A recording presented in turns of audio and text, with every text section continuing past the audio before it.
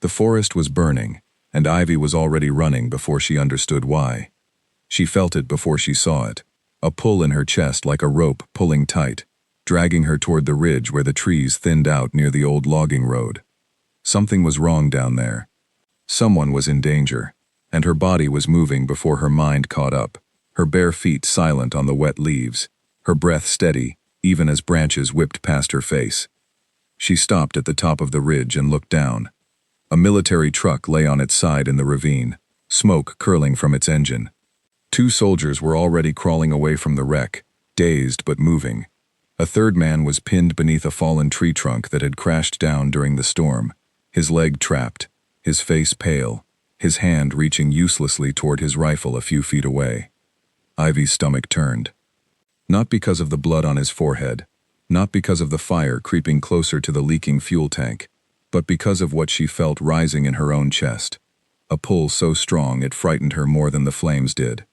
She was not supposed to feel this, not for a human. Her name was Ivy, and she was not like the people who lived in the towns beyond the forest, the ones who drove trucks and built roads, and fought wars over land that had once belonged only to trees. She was something older, something the humans had forgotten how to see. Her kind lived in the quiet spaces between the branches, in the mist that rose off the river at dawn, in the silence just before a storm. They called themselves the Hollow Kin, and for as long as anyone could remember, they had lived by one law above all others. Never let a human bind you. She had heard the stories since she was small, told by her mother in a voice that never wavered, never softened, because this was not a bedtime story, it was a warning. A binding happened when a human saved the life of one of the Hollow Kin through true sacrifice, a moment so pure and so selfless that the old magic itself took notice and tied their 2 fates together forever. Once bound, a Hollow Kin could never leave their human side. Their strength became tangled with a mortal's fragile heartbeat. Their freedom, the very thing that made them who they were, would begin to fade, thread by thread, until nothing remained but a shadow bound to serve. Ivy had grown up watching what happened to the ones who were bound. She remembered an older woman from her village, once wild and quick, and full of laughter, who had saved a human child from drowning many years ago. The bond had taken her. She had grown quiet after that, tethered to a family she barely knew, unable to wander far from the man she was bound to, her light dimmer with every passing year. Ivy used to sit beside her sometimes, watching her stare out at the forest she could no longer freely enter, and she made herself a promise. She would never let that happen to her. So she stood on the ridge, watching the fire climb higher, watching the man struggle beneath the fallen tree, and she told herself to walk away. It was not her fight, it was not her forest that had claimed him, not truly, and the rules of her people were clear. Do not interfere with human conflicts. Do not reveal yourself. Do not, under any circumstance, save a human life in a way that could open the door to a binding. But the pull in her chest would not let go. She watched the 2 soldiers who had escaped the wreck try to lift the trunk off their friend, straining with everything they had, their faces twisted with effort and fear. It did not move. The fire crept closer, hungry and low, following the trail of spilled fuel toward the truck's ruptured tank. In less than a minute the flames would reach it, and there would be nothing left to save. The trapped soldier turned his head and looked up the ridge, straight at her, though she was certain he should not have been able to see her at all. Her kind moved through shadow the way fish moved through water, invisible to anyone who did not already believe in them. But his eyes found hers anyway, sharp and clear despite the pain written across his face, and for one long moment, neither of them moved. His name was Daniel, though she did not know that yet. All she knew was the look in his eyes, not pleading, not desperate, but strangely calm, as if some part of him understood that a decision was being made, and he had no right to influence it. He did not call out to her. He did not beg. He simply held her gaze, breathing hard through the pain, waiting. The fire reached the edge of the fuel trail. Ivy moved. She was down the ridge before she allowed herself to think about consequences, her body cutting through the smoke, faster than any human eye could follow. The 2 soldiers who had freed themselves from the wreck stumbled backward in shock as she appeared beside the fallen tree, but she did not look at them. She pressed both hands against the trunk, and she called on strength that did not belong to flesh and bone, strength drawn from roots and storms and centuries of patience. The tree groaned, then lifted, just enough. "Pull him out," she said, her voice sharp and clear over the crackle of the flames. "Now." The soldiers did not question her. They grabbed their friend under the arms and dragged him free, his leg twisted at a painful angle, but no longer trapped. Ivy let the trunk fall back with a heavy thud and turned to run, because the fire was seconds from the fuel tank, and there was nothing more she could do here, nothing that would not risk exposing herself further. She had taken 3 steps when the ground shook beneath the explosion, heat rolling over her back like a wave, and something struck her shoulder hard enough to throw her off balance. She hit the earth and rolled, ears ringing, the world tilting sideways. When her vision cleared, she was lying a short distance from the wreck, and Daniel was crawling toward her, dragging his injured leg, his face streaked with soot and blood, calling out words she could not quite hear over the ringing in her ears. He reached her side and pulled her away from the heat, further up the slope, further from the smoke, using strength she was certain he should not have had left in his body. "Are you hurt?" he asked, his voice rough, his hands steady despite everything. "Can you hear me?" She stared at him, stunned into silence, because in all her life, she had never imagined a human pulling her to safety. She had imagined saving them. She had never once considered that one of them might try to save her in return. "I am fine," she managed finally, her voice quieter than she intended. He studied her for a moment, confusion and something like awe passing over his features, as if he were only now processing what he had seen her do, lifting a fallen tree with her bare hands, as though it weighed nothing at all. But he did not ask the question she expected. He did not demand to know what she was, or where she had come from. Instead, he simply nodded toward the wreck, where his fellow soldiers were tending to their injured friend, a safe distance from the flames, and said, "You saved his life." "I know," Ivy said, and for the first time since she had felt that pull in her chest at the top of the ridge, real fear crept into her voice. Because saving a human life was one thing. It was dangerous, but it was not the same as being saved in return, not the same as feeling a stranger's hands wrap around her arm and pull her from danger, with no thought for his own safety. She searched herself, waiting to feel the tug of a binding taking hold, the invisible thread she had heard about her entire life, tying her fate to his. She felt nothing, not yet, but as she looked into his eyes, steady and unshaken despite the chaos around them, she understood with a cold certainty that nothing about this encounter had been simple, and nothing about it was finished. She pulled her arm free and rose to her feet, backing away toward the tree line, her heart pounding harder than it had any right to. "Wait," Daniel said, pushing himself upright despite his injured leg. "At least tell me your name." She hesitated at the edge of the trees, torn between every rule she had ever been taught and something else entirely, something new and unfamiliar that made her chest ache in a way she did not have a name for. "Ivy," she said finally, and then she was gone, vanishing into the shadows of the forest, as if she had never been there at all. But Daniel remained where he was, for a long time after she disappeared, staring at the place where she had stood, and something told him, with a certainty he could not explain, that he would see her again. He was right. 3 days later, his unit was ordered back into the same stretch of forest, this time to secure the area and search for signs of the enemy patrol that had triggered the ambush in the first place. Daniel walked with a limp, his leg wrapped tight beneath his uniform, but he insisted on joining the patrol anyway, telling his commanding officer that he knew the terrain better than anyone else after what had happened. It was not entirely a lie, but it was not entirely the truth either. He was looking for her. He told himself it was gratitude, nothing more, a soldier's need to properly thank the person who had saved his life.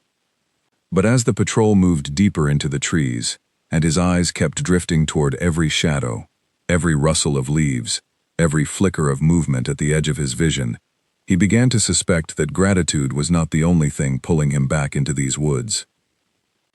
Ivy, for her part, had spent those 3 days trying to convince herself that the encounter meant nothing. She had returned to her village, to the quiet paths and hidden clearings, where her people lived apart from the human world, and she had tried to fold herself back into the rhythm of her old life. But sleep did not come easily. Every time she closed her eyes, she saw his face, calm even in pain, steady even as fire roared around them. She heard his voice asking if she was hurt, as if her safety had mattered to him more than his own. Her mother noticed the change in her almost immediately.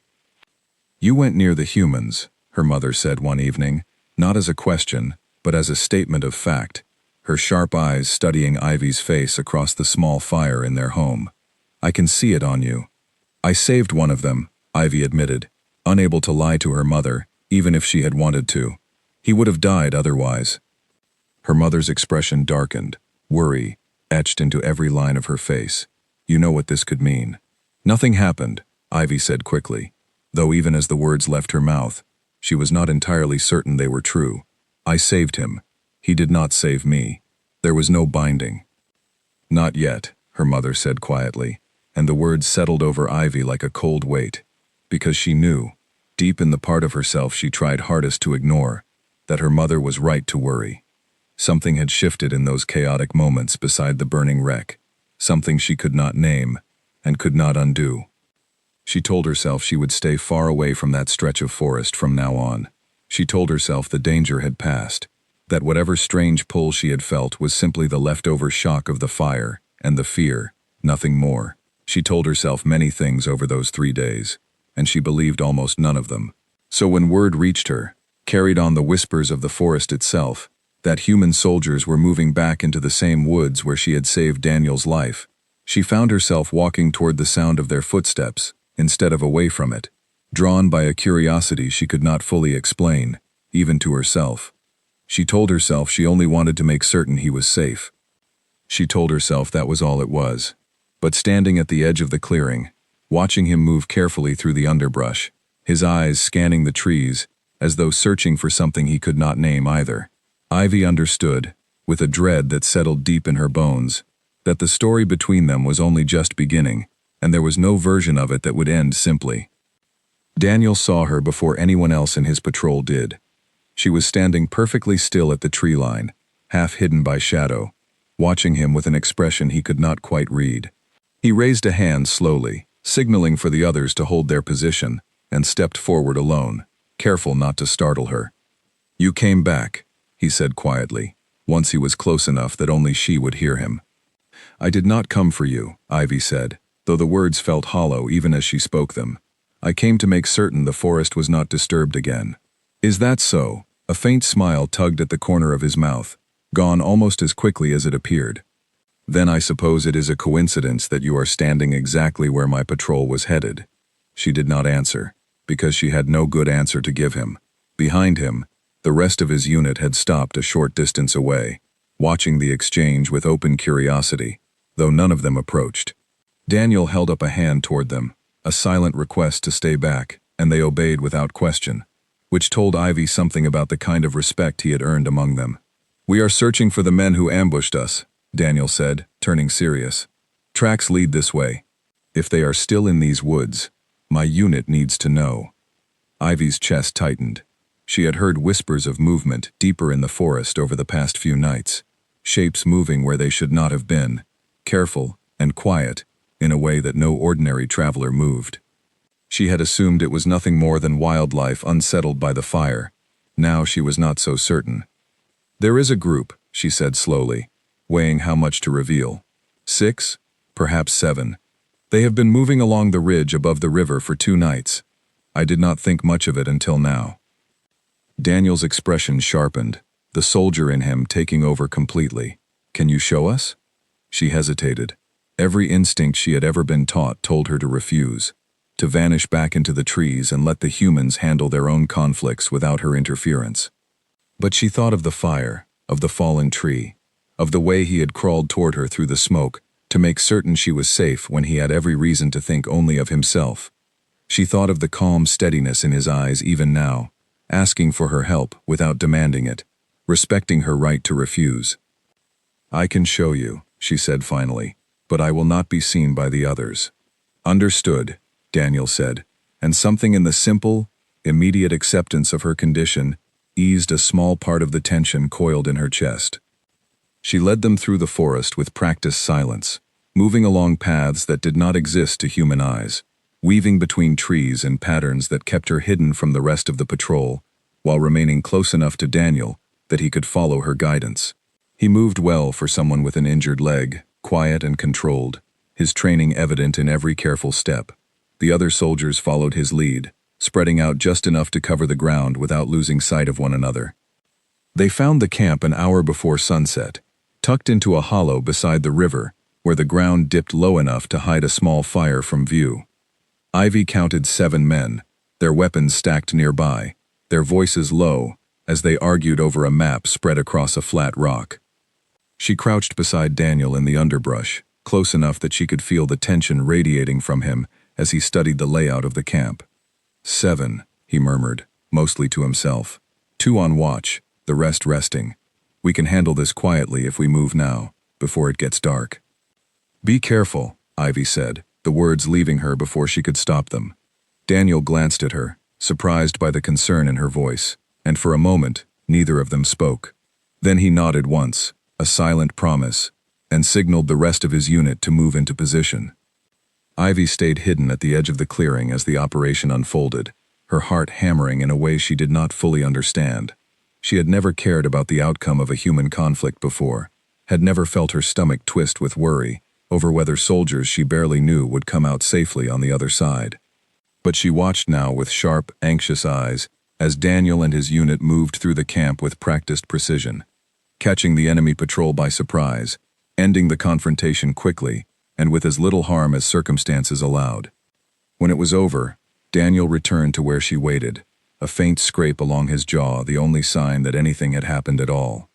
"You are unharmed," Ivy said, relief flooding through her before she could temper it. "Thanks to you," he said. "We would have walked right past that camp without knowing it was there. I only pointed you in the right direction," she said, though the praise sent an unfamiliar warmth through her chest. Daniel studied her for a long moment, something thoughtful in his gaze. "You keep saving people and then insisting it means nothing." "Because it does not," Ivy said, though her voice lacked its usual conviction. "I don't believe that," he said simply, "but I won't push you on it." They walked back through the forest together as the sun began to set, the rest of his unit trailing a respectful distance behind, giving them a strange, fragile sense of privacy amid the trees. Daniel asked her questions carefully, testing the boundaries of what she was willing to share, and to her own surprise, Ivy found herself answering more of them than she intended. She told him, in careful, guarded terms, that her people lived apart from humans, that they had done so for longer than anyone could remember, that contact between their worlds was rare and, by the old laws, forbidden except in the direst circumstances. She did not tell him about the binding. She did not tell him about the fear that had gripped her the moment she pulled that tree off his leg, or the way she had lain awake every night since, replaying the sound of his voice asking if she was hurt. Daniel, for his part, told her about growing up in a small town far from any forest, about joining the service because he wanted to matter, to protect people the way no one had protected his own family during hard years he did not elaborate on. He spoke of his unit like family, of the responsibility he felt toward every person under his watch, and Ivy found herself listening with an attention she rarely gave to anyone, human or otherwise. "Why did you save me?" he asked eventually, when the silence between them had stretched long enough to feel comfortable rather than tense. "You said it yourself. Contact with humans is forbidden. You risked a great deal for someone you had never met." Ivy considered the question carefully before answering. "I do not entirely know," she admitted. "I felt something pull me toward you before I even understood what was happening. I have never felt anything like it before." Daniel's steps slowed slightly, though he did not stop walking. "Neither have I," he said quietly, "but I felt it too." Ivy's chest tightened with a fear she recognized instantly, the same fear that had haunted her people's stories for generations. She stopped walking entirely, putting a small but deliberate distance between them. "You do not understand what that could mean," she said, her voice tighter than before. "Then explain it to me," Daniel said gently, no pressure in his tone, only genuine curiosity. But Ivy shook her head, unwilling to speak the words aloud, unwilling to give shape to the fear that had been building in her chest since the moment he pulled her away from the flames. "I have to go," she said instead, already stepping backward into the shadows of the trees. Ivy, Daniel called after her, and something in the way he said her name, careful and sincere, made her pause despite herself. Whatever this is, I am not trying to trap you. I only want to understand it. She held his gaze for a long moment, torn between the fear that had defined her entire life and something else entirely, something warm and unfamiliar that made it hard to simply walk away. I know, she said finally, and then she was gone, disappearing into the trees the way she always did, leaving him standing alone in the fading light, with more questions than answers. Over the following days, their paths crossed again, first by what Ivy told herself was accident, and later, by what neither of them bothered denying was intention. Daniel's unit remained stationed near the forest for reasons that had less to do with military necessity and more to do with a young lieutenant who found reasons to volunteer for every patrol that took him anywhere near those particular woods. Ivy, in turn, found herself drawn back to the tree line again and again, telling herself each time that she only wanted to make certain the humans were not causing harm to the forest, though the excuse grew thinner with every visit. They talked more than either of them intended to. Daniel learned that Ivy's people could sense danger before it arrived, that they lived by ancient laws designed to keep them separate and safe from human conflict, that Ivy herself had spent her whole life being warned against exactly the kind of connection now forming between them. Ivy learned that Daniel had lost people he loved before, that he carried the weight of every soldier under his command like a personal burden, that beneath his calm exterior was a man who cared more deeply than he let most people see. One evening, as autumn began to settle over the forest and the leaves turned gold and red above them, Daniel found her sitting near the river, her knees pulled to her chest, staring at the water, with an expression he had never seen on her before, something close to sorrow. "What is it?" he asked, settling onto the ground a respectful distance away. "There was a woman in my village," Ivy said quietly, not looking at him. "Many years ago, she saved a human child from drowning in this very river. The binding took her that same night. She spent the rest of her life tethered to a family she barely knew, unable to wander far from the man she was bound to, her spirit dimmer with every passing year. I used to sit with her sometimes.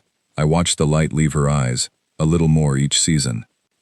Daniel absorbed this in silence, understanding, finally, the shape of the fear that had been shadowing every interaction between them since the day they met.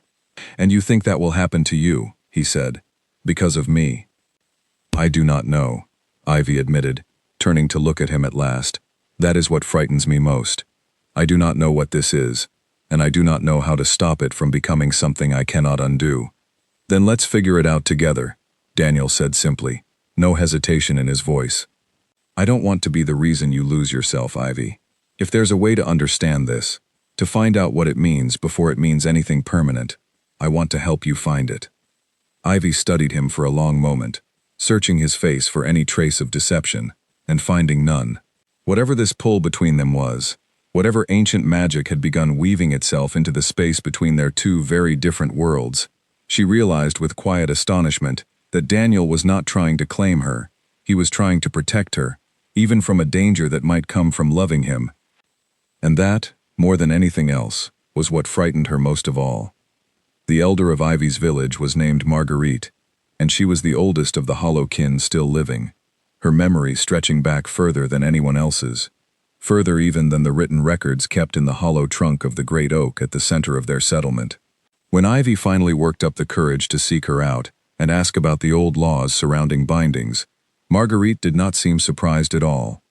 "I wondered when you would come to me," the old woman said, settling onto a smooth stone beside her fire, her eyes sharp despite her age. "The whole village has felt the shift in you these past weeks. You carry yourself differently now. I need to understand the binding," Ivy said, sitting across from her. "Truly understand it, not just the stories we were told as children." Marguerite studied her for a long moment before nodding slowly. "Very well. Sit, and I will tell you what I know." The old woman explained that the binding was not, as the frightening tales suggested, a punishment or a trap laid by cruel magic. It was older than that, and stranger. When a human sacrificed something of true value, freely and without expectation of reward, to save the life of one of the hollow kin, the old magic recognized the purity of that act, and wove a connection between the two souls involved. The binding was meant, originally, as a gift, a way of honoring extraordinary devotion, not a curse meant to steal freedom. Then why did it take old Mira's light? Ivy asked, thinking of the woman she had watched fade over the years. Why did she lose herself? Marguerite's expression grew somber. Because Mira feared the binding from the very beginning. She never accepted it, never let herself trust the man she was bound to, never allowed herself to be curious about what the connection might offer, instead of only fearing what it might take. Fear is a powerful thing, child. It can turn even the gentlest magic into something that withers rather than grows. Mira's light did not fade because of the binding itself. It faded because she spent every day of it resisting, resenting, wishing herself elsewhere. She never let the bond breathe. She strangled it with her own dread, and in turn, it strangled her. Ivy sat with this information for a long moment, turning it over in her mind, comparing it against everything she had believed her entire life. Are you saying the binding does not have to diminish us, that it depends on how we approach it? I am saying exactly that, Marguerite said. The old stories were simplified for children, meant to instill caution, not necessarily complete truth. Caution has its place, Ivy. Bindings are not to be entered lightly, and they are permanent in ways that deserve respect and careful thought. But diminishment is not guaranteed. There are old records, buried deep in the oak's memory, of bindings that strengthened both parties rather than weakening either. Partnerships, built on mutual trust and equal respect, rather than dependency and control. How do I know which kind mine would become? Ivy asked, her voice barely above a whisper. Marguerite reached out and took her hand, her grip surprisingly strong for someone so old. You will not know until you choose it, one way or another. That is the frightening truth of it, child. There is no certainty to offer you, only the character of the man in question, and your own willingness to meet whatever comes with courage instead of fear. Ivy left Marguerite's hearth with more to think about than she had arrived with. The old certainties she had built her entire identity around now cracked open and full of uncertain light. She wandered the forest for hours afterward, unable to settle, her thoughts circling back again and again to Daniel, to the steady calm in his eyes, to the way he had promised not to want to be the reason she lost herself. She found him 3 days later at the edge of the forest, his patrol having finally received orders to move on from the region, their temporary posting near the woods coming to an end. He was standing beside a supply truck, checking equipment with the rest of his unit, and something in Ivy's chest clenched painfully at the sight of him preparing to leave. She waited until he was alone before stepping out from the trees. You are leaving, she said, and though she tried to keep her voice steady, something of her feelings must have shown through, because Daniel's expression softened immediately. Orders came through this morning, he confirmed. We're being redeployed. I don't know for how long, or where exactly, only that it's further from here than I'd like. Ivy nodded, forcing herself to accept the news calmly, though the ache spreading through her chest told a different story. Then I am glad I found you before you left. I was hoping you would, Daniel admitted, setting down the equipment he had been checking, and giving her his full attention. I didn't want to leave without seeing you one more time. They walked a short distance into the trees, far enough from the rest of the unit to speak freely, and Ivy found herself telling him everything Marguerite had shared, the truth behind the old stories, the possibility that bindings were not the certain doom she had always believed them to be. Daniel listened carefully, his expression thoughtful, and when she finished, he was quiet for a long moment before speaking. I want to ask you something, he said finally, and I need you to answer honestly, even if the answer scares you. Ivy braced herself. Ask. If there were no binding to worry about, Daniel said, if none of this history existed, and it was simply you and me, two people who met under strange circumstances and found something worth exploring in each other, would you want to keep seeing me? The question landed harder than Ivy expected, because it stripped away every excuse, every fear, every ancient warning she had used to protect herself, and left only the simple truth underneath. Yes, she admitted quietly, I would. Then that's what I want you to hold on to, Daniel said. Not the fear of what might happen, but the truth of what you actually feel. I can't promise you certainty, Ivy. I can't promise you the binding, if it ever happens, will be the gentle kind Marguerite described instead of the kind that hurt your friend Mira. But I can promise you this. Whatever happens, I will never try to control you, never try to diminish you, never treat whatever connection forms between us as ownership instead of partnership. That's a promise I intend to keep, whether or not any magic ever forces the issue. Ivy felt tears sting her eyes, an unfamiliar sensation that caught her off guard. Why does this matter so much to you? You have known me such a short time.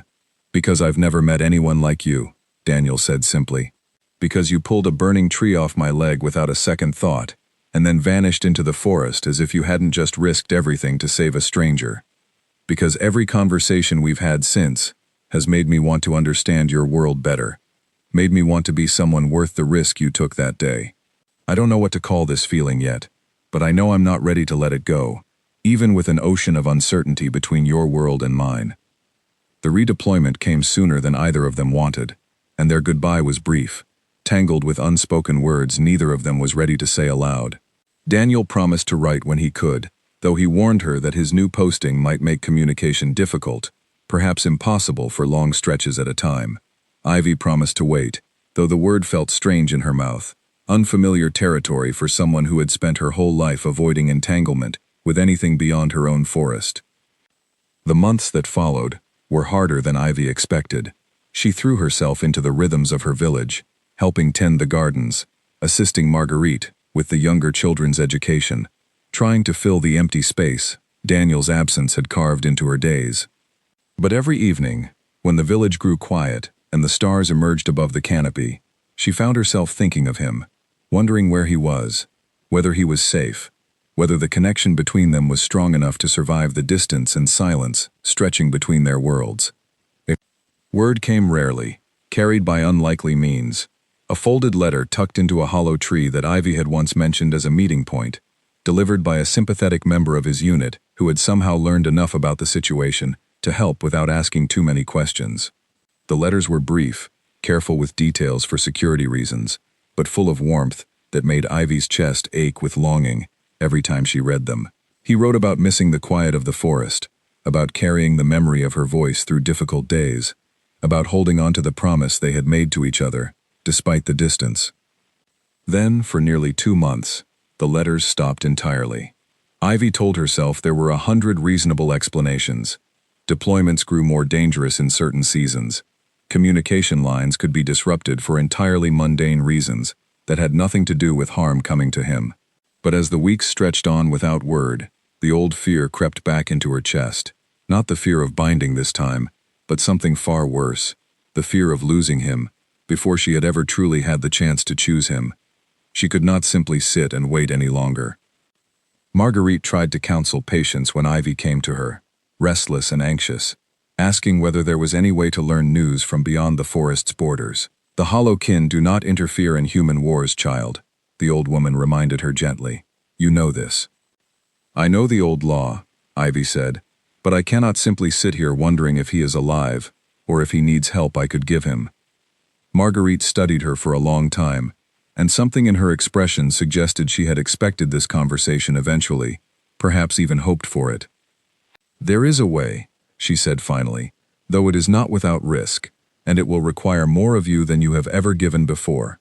She explained that among the hollow kin, certain individuals possessed the ability to sense the well-being of someone they had already formed a deep connection with, even across great distances, though the ability came at a cost. Reaching that far required opening oneself completely, dropping every defense, every wall built over a lifetime of caution, and there was no guarantee what such vulnerability might invite, binding or otherwise. I need to try, Ivy said without hesitation. Marguerite nodded slowly, unsurprised by the answer. Then let us begin. The ritual took place at the base of the great oak, under a sky heavy with clouds, Marguerite guiding Ivy through breathing patterns and old words, meant to open the pathways between hearts that had already begun to intertwine. Ivy closed her eyes and reached outward with everything she had, searching through the vast unknown distance between the forest and wherever Daniel now stood, praying to whatever old magic governed her people that she would find him, and find him well. For a long, terrifying moment, she found nothing at all, only silence and static, the vast emptiness of distance, swallowing her search whole. Panic began to claw at the edges of her concentration, threatening to break the fragile connection before it had even fully formed. Then, faint but unmistakable, she felt something. A heartbeat, steady but strained, a presence, exhausted but alive. Daniel. He was injured. She could feel that much, a dull ache radiating through the connection, along with an overwhelming sense of stubborn determination that felt so completely like him that tears sprang to her eyes, even before she fully processed what she was sensing. He was alive. He was in pain, but he was alive. And somewhere beneath the exhaustion and the ache, she felt something else entirely. A flicker of recognition, as if some part of him, even unconscious or half-aware, sensed her reaching for him across the impossible distance. She opened her eyes, to find Marguerite watching her with grave concern. "He is hurt," Ivy said, her voice shaking. "Badly, I think. But he is alive." "Then you have your answer," Marguerite said quietly. "The question now is what you intend to do with it." Ivy did not need to think long about her answer. Every rule she had built her life around, every warning, every carefully constructed wall of caution, none of it mattered anymore, against the simple, undeniable truth that Daniel needed her, and she was not willing to let fear keep her from him any longer. "I am going to find him," she said, rising to her feet with a determination that surprised even herself. "Whatever it costs, whatever it changes, I am not letting him face this alone." Marguerite did not try to stop her, though the old woman's face carried a weight of worry that Ivy had rarely seen there before. Instead, she pressed a small pouch into Ivy's hands, filled with dried herbs and a single smooth river stone. "This will not shield you from every danger," Marguerite said, "but it will help you move unseen through unfamiliar territory, and it will ease pain if you find him wounded. Beyond that, the rest is up to you, and to whatever courage you carry in your own heart." "Thank you," Ivy said, tucking the pouch securely against her side. "One more thing," Marguerite added, catching her arm gently before she could turn away. "If you find him, and the moment comes where a choice must be made between his life and the binding you have feared your whole life, do not hesitate, out of fear of losing yourself. Choose him. Trust what I told you about the nature of the bond, and trust yourself to build something worthy of it, rather than something that diminishes you." Ivy nodded, the words settling deep into her resolve, and then she was moving, faster than she had ever moved before, following the faint thread of the connection she had felt during the ritual, letting it guide her out of the forest and into unfamiliar territory beyond its borders.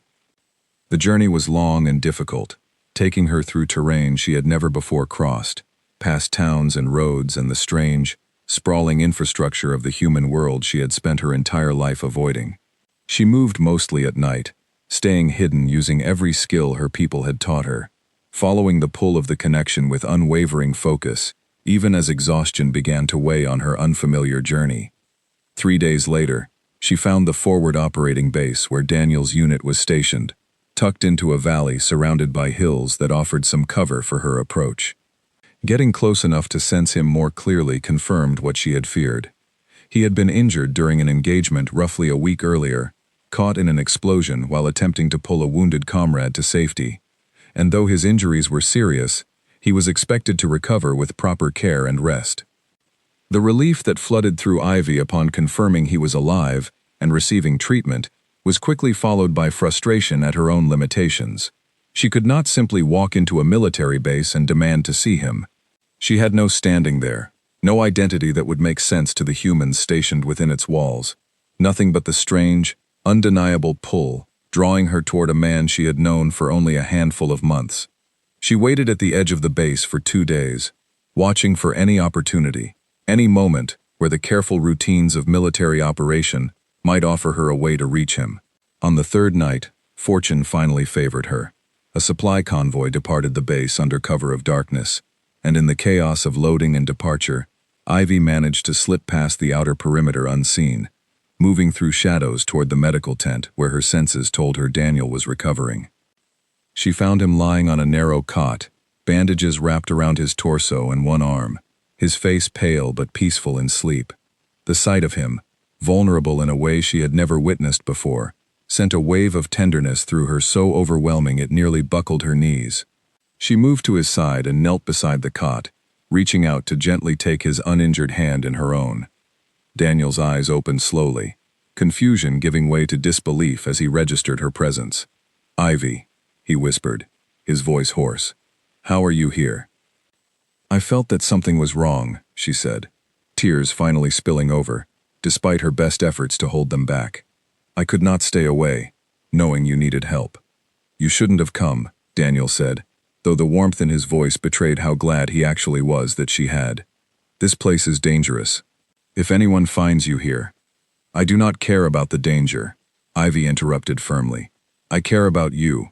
I have spent my whole life being careful, following rules meant to keep me safe, and none of it mattered the moment I realized you might be hurt. I am done being careful, Daniel. I choose this. I choose you." Something shifted in the air between them at her words, a subtle warmth that neither of them could quite explain, though Ivy recognized it immediately for what it was, the first faint threads of a bond beginning to weave itself between them, drawn not by desperate sacrifice this time, but by a deliberate, freely made choice. "What was that?" Daniel asked, feeling it too, his uninjured hand tightening slightly around hers. "I believe," Ivy said slowly, wonder mixing with the last remnants of her old fear. "That is the binding, beginning to take hold." Daniel studied her carefully, searching her expression for any sign of the dread she had once described so vividly. "Are you afraid?" Ivy considered the question honestly before answering. "A part of me is, still. Old fears do not vanish overnight, but a larger part of me is not afraid at all, because I trust you, Daniel. I trust the promise you made me, and I trust myself to build something with you that strengthens rather than diminishes who I am." "Then let's build it together," Daniel said, bringing her hand to his lips in a gentle gesture that carried more weight than any grand declaration could have. "Whatever this binding turns out to be, we'll figure it out on our own terms, not the terms of old stories meant to frighten children." Their quiet moment was interrupted abruptly by the sound of approaching footsteps outside the tent, and Ivy's instincts immediately urged her to retreat into the shadows. But before she could move, the tent flap opened, revealing a young medic who froze in surprise at the sight of an unfamiliar woman kneeling beside the patient's cot. "Who are you?" the medic demanded, immediately reaching for the radio clipped to his uniform. "How did you get past the perimeter?" "Wait," Daniel said quickly, struggling to sit up despite his injuries. "She's with me. She's the reason I'm alive right now, and probably the reason half my unit survived that ambush months ago in the forest." The medic hesitated, clearly torn between protocol and the evident sincerity in his patient's voice. "I still have to report an unauthorized civilian inside the perimeter," he said finally, though his tone had softened considerably. "Command is going to want an explanation." Ivy felt panic rising in her chest, uncertain of what consequences might follow if she was formally discovered and questioned by military authorities unfamiliar with her people's existence. But Daniel caught her eye and gave a small, reassuring shake of his head, silently urging her to trust him. "Let me talk to command," Daniel said to the medic. "I'll explain everything. Just give us a few minutes first." The medic studied them both for a long moment, before nodding slowly and stepping back outside, though Ivy suspected he would not wait long before returning with more questions. The reality of their situation settled heavily over both of them, the fragile privacy of their reunion now threatened by the practical complications of the human world Daniel belonged to. "What will you tell them?" Ivy asked, anxiety creeping back into her voice. "The truth, as much of it as makes sense to share," Daniel said. "That you saved my life. That we've formed a connection I don't fully understand myself, but one I'm not willing to hide or apologize for. I won't reveal anything about your people that could put your village at risk, but I also won't pretend you don't exist, Ivy. Not anymore." The following hours proved among the most difficult either of them had faced yet, as Daniel's commanding officers arrived to question the unusual circumstances of Ivy's presence within a secure military installation. Ivy remained largely silent during the exchange, allowing Daniel to navigate the delicate balance of honesty and discretion, watching with quiet admiration as he defended her presence with calm, unwavering conviction despite his weakened physical state. In the end, Practical necessity won out over strict protocol. Ivy was permitted to remain nearby, categorized loosely as a local civilian who had assisted in a previous rescue and now wished to see to Daniel's recovery, an explanation vague enough to avoid deeper scrutiny while satisfying the base commander's need for some official record of her presence. It was not a perfect solution, and Ivy understood that questions would likely follow in the days ahead, but for now, it was enough to allow her to remain close to Daniel while he healed. Over the following 2 weeks, as Daniel's injuries slowly mended under proper medical care, the binding between them continued to deepen, though not in the frightening, diminishing way Ivy had always feared. She found, to her quiet astonishment, that her strength did not fade as it had for old Mira all those years ago. If anything, she felt more grounded, more certain of herself, as though the connection had given her something solid to stand upon, rather than stealing her footing entirely. Daniel noticed the change in her as well. "You seem different," he observed one afternoon as she sat beside his cot, helping him work through basic exercises to rebuild strength in his injured leg. "Not smaller, like your friend Mira became. If anything, you seem more like yourself than ever." "I have been thinking about that," Ivy admitted. "Marguerite told me the binding reflects the nature of the connection it grows from. Mira's bond grew from fear and resistance, and so it withered her. Ours grew from choice, from trust, from two people who wanted to understand each other, rather than simply survive a frightening moment together. Perhaps that difference matters more than the old stories ever accounted for." "I like that theory," Daniel said, smiling despite the effort the exercises were costing him. "I like it a lot." But even as their bond grew stronger and Ivy's fears continued to ease, a new concern began to take shape on the horizon, one neither of them had fully considered until Daniel's recovery reached the point where his unit began preparing for redeployment once again. The question of what came next, how a bond between a soldier bound by duty to a life of movement and danger, and a woman bound to a hidden forest her entire people called home, could possibly find a sustainable path forward, loomed larger with every passing day. "I have orders," Daniel told her one evening, his voice heavy with reluctance. "My leave ends in 10 days. After that, I don't know where they'll send me, or for how long." Ivy felt the familiar tightness of fear creep back into her chest, though it carried a different shape now than it once had. She no longer feared the binding itself, but she feared, with equal intensity, what distance and duty might do to something so newly formed and precious. "Then we have 10 days to decide what we want this to become," she said quietly, "and how we intend to build it, despite every obstacle standing in our way." Daniel reached for her hand, holding it firmly, despite the lingering weakness in his grip. "Then let's not waste a single one of them figuring it out." The 10 days passed faster than either of them wanted, filled with long conversations under open skies, quiet walks through the fields surrounding the base once Daniel's strength returned enough to allow it, and careful, honest discussions about what a future together might actually look like, given the vast differences between their two worlds. Ivy learned more about the structure of Daniel's military life, the unpredictability of his assignments, the sacrifices demanded of those who served. Daniel, in turn, learned more about the hollow kin, their deep connection to the forest that sustained them, the responsibilities Ivy carried within her own community. Neither of them pretended the obstacles were small. A soldier's life meant frequent absence, sudden danger, long stretches of silence enforced by the demands of duty. A forest spirit's life meant deep roots tying her to a specific place, a community that depended on her presence, an existence fundamentally different from the mobile, human world Daniel inhabited. But with each conversation they found small ways to bridge the distance between their two realities, compromises that honored both of their needs, rather than demanding one sacrifice everything for the other. "What if," Ivy suggested one evening, as they sat together, watching the sunset paint the sky in brilliant orange and gold, "the forest is not the only place I can draw strength from anymore. What if, because of the binding, I can travel further than my people ever could before, carrying a piece of home with me, wherever your duty takes you?" "Is that possible?" Daniel asked, hope flickering in his voice. "I do not know," Ivy admitted honestly, but Marguerite spoke of records showing bonds that strengthened both parties in unexpected ways. Perhaps this is one of the ways ours might grow. I will not know until I try. They decided, together, that Ivy would return briefly to her village, to consult further with Marguerite about the practical realities of maintaining her connection to the forest, while accompanying Daniel during at least some of his postings, while Daniel would use his upcoming leave to formally address the situation with his family and his command, laying groundwork for a future that neither of them fully understood yet, but both were determined to build regardless. The parting, when it came, was far gentler than their first goodbye months earlier. There was no uncertainty this time, no unspoken fears left to fester in silence.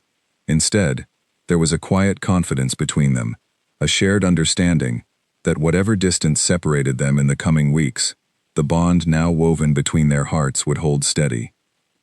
Ivy returned to the forest to find her village buzzing with a strange, cautious curiosity about the change they could all sense radiating from her. Marguerite greeted her with a knowing smile, unsurprised by the news that the binding had indeed taken hold, and even less surprised to learn that Ivy showed none of the diminishment the old stories had always warned against.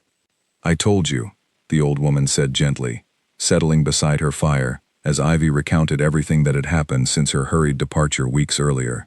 "The nature of the bond reflects the nature of its formation. Yours was built on trust and choice, not fear and desperation.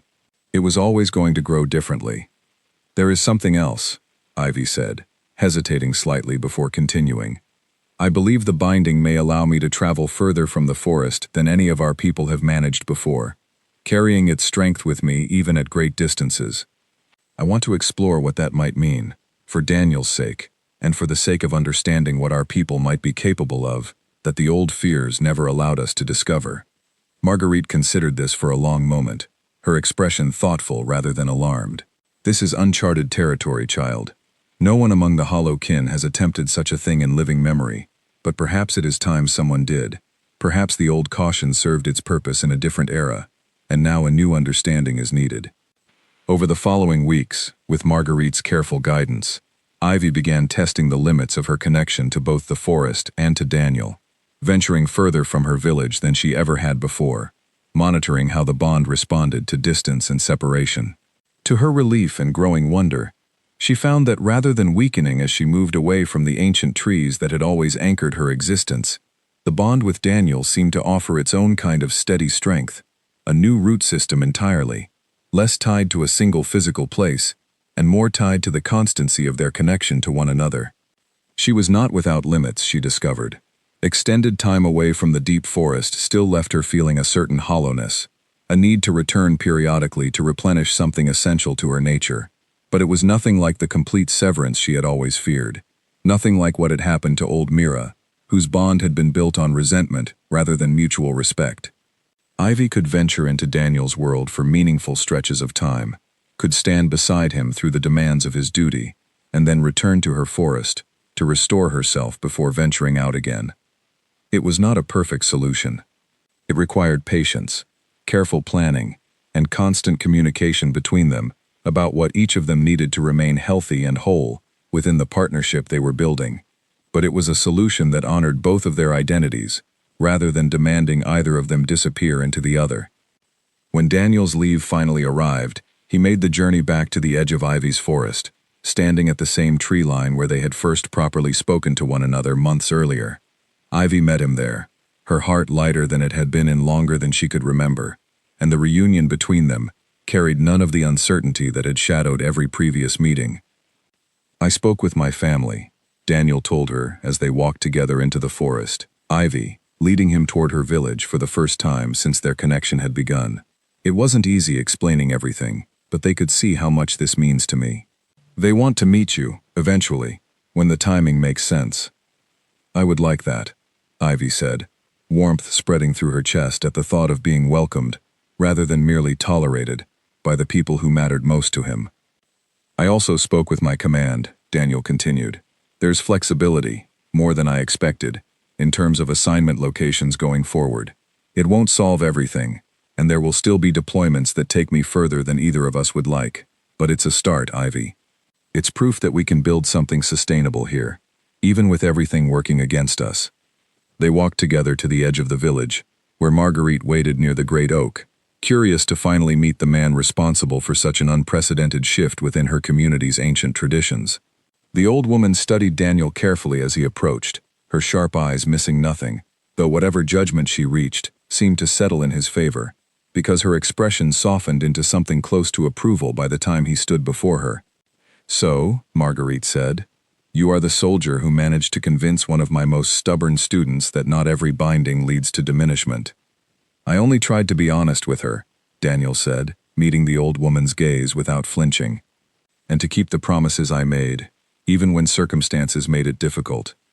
"That," Marguerite said, a rare smile touching her weathered features, "is precisely why the bond between you has grown the way it has. Come, walk with me. I have much to discuss with you both, if this partnership is truly going to endure the challenges ahead." Over the following days, Daniel was welcomed into Ivy's village with a cautious curiosity that gradually warmed into genuine acceptance, as the Hollow-kin observed for themselves that Ivy showed no signs of the fading spirit that had haunted their collective memory for generations. If anything, those who had known her longest remarked that she seemed more vibrant, more confident, more fully herself than she had been even before the binding took hold. The old stories, Marguerite explained to the gathered village one evening, would need to be revised, not discarded entirely, for caution still had its place in matters as significant as a permanent binding between two very different worlds, but softened to reflect a fuller truth. The bond was not inherently a cage. It could become one, if built upon fear and resentment, but it could just as easily become a foundation, a source of mutual strength, if built upon trust, respect, and the freely made choice of both parties involved. Ivy stood at the center of the gathering as Marguerite spoke, Daniel beside her, his hand resting steady and warm against her own, and she felt, for the first time in her entire life, that the fear which had shaped so much of her existence had finally loosened its grip entirely. She was not diminished. She was not a shadow bound to serve. She was exactly who she had always been, only now she was that person alongside someone who valued her freedom as much as she did herself. In the months that followed, their partnership continued to grow and evolve, navigating the practical challenges of a life split between two very different worlds with patience and creativity that surprised even those who had watched their story unfold from the very beginning. Daniel's assignments took him to new locations periodically, and Ivy learned to travel alongside him when circumstances allowed, always maintaining her connection to the deep forest through periodic returns that Marguerite helped her understand and manage with growing confidence. There were difficult stretches, certainly, times when duty called Daniel away for longer than either of them wanted, when Ivy felt the pull of homesickness for her ancient forest, even as she cherished the new experiences her expanded world offered her. There were adjustments on both sides, compromises negotiated with honesty rather than resentment, boundaries respected even when they were inconvenient.